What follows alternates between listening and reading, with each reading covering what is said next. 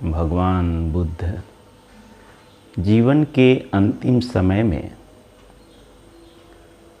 आनंद और कुछ भिक्षुओं के साथ कुशीनगर की ओर बढ़ रहे थे। एक स्थान पर एक पेड़ को देखकर भगवान बुद्ध आनंद को कहते हैं, आनंद, कुछ समय के लिए हम यहाँ विश्राम करेंगे। आनंद भगवान को विश्राम करने के लिए वहाँ चादर बिछा दिए। भगवान बुद्ध विश्राम करते हुए कहते हैं, आनंद, मुझे प्यास लगी है, तुम पानी लाओ। आनंद भिक्षा पात्र को लेकर पानी लेने के लिए एक नदी के किनारे जाते हैं। जब वो पानी लेने के लिए उस नदी किनारे पहुँचे तो उन्होंने देखा सैकड़ों बैलगाड़ी उस नदी से गुजर रहे होते हैं। बैलगाड़ियों के गुजरने के कारण नदी का जल मैला हो गया था।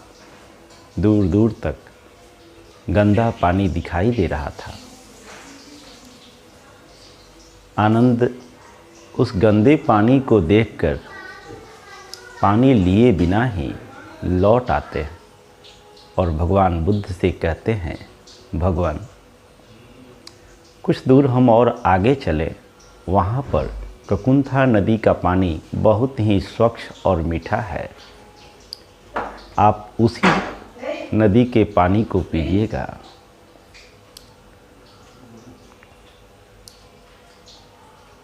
भगवान बुद्ध आनंद की बात सुन कहते हैं, आनंद,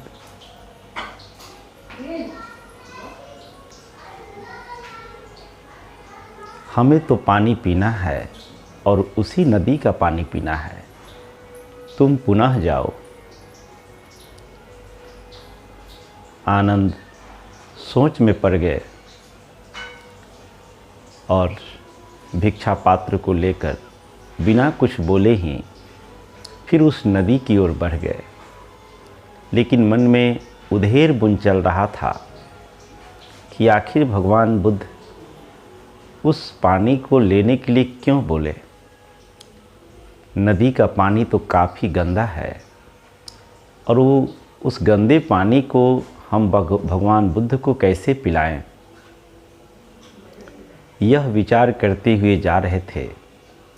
नदी किनारे पहुंचकर एक पेड़ के नीचे बैठ गए और इस बात पर वह चिंतन मनन करने लगे कि आखिर बात क्या है। भगवान बुद्ध इसी नदी के पानी पीने के लिए बोले, क्या कारण है। कुछ देर चिंतन करने के बाद वह उठे और नदी के पास गए। नदी के पानी को देखकर आनंद आश्चर्यचकित हो गए, क्योंकि अब पानी बिल्कुल स्वच्छ हो चुका था।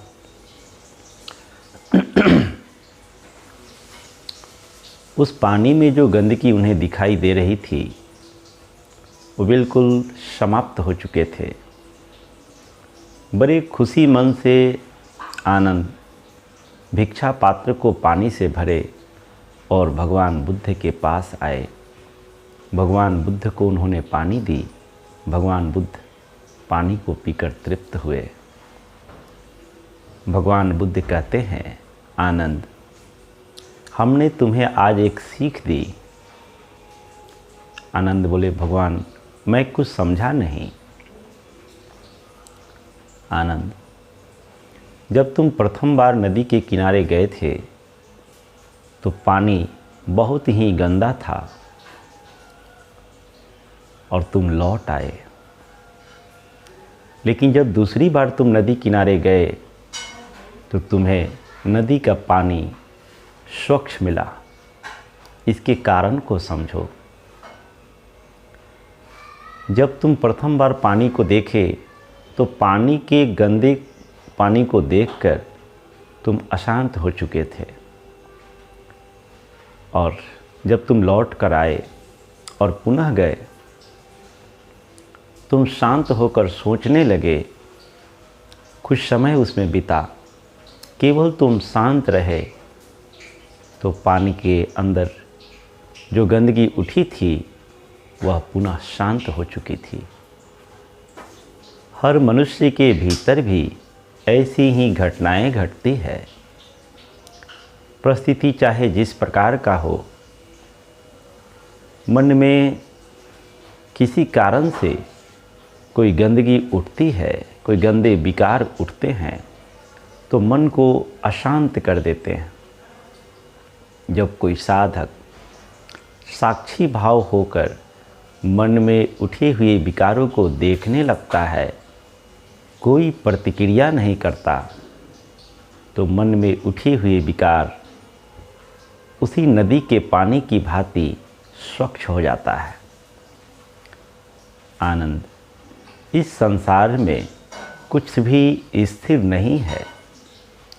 मन में चाहे कितने भी दुखद विकार क्यों न उठे, मन में चाहे कितने भी कलुषित विकार क्यों न उठे, लेकिन अगर कोई साधक उसे साक्षी भाव होकर देखता है तो वह विकार धीरे धीरे कम होते होते समाप्त हो जाता है। यह प्रकृति का नियम है। इस प्रकृति के नियम को अपने जीवन में उतारना अति आवश्यक है। समस्याएं चाहे जो भी हो, उसमें धैर्य बहुत आवश्यक है, क्योंकि इस संसार में न तो सुख स्थायी है न दुख स्थायी है, न लाभ स्थायी है न हानि स्थायी है। प्रकृति के नियम के अनुसार सब कुछ बदल रहा है, यहाँ कुछ भी स्थिर नहीं है। प्रकृति के परिवर्तनशील संसार को समझना यही धर्म है। धर्म को धारण करना अति आवश्यक है। मित्रों, इन्हीं शब्दों के साथ आज की वाणी को विराम देंगे। आप सबका मंगल हो, सबका कल्याण हो, सबका भला हो।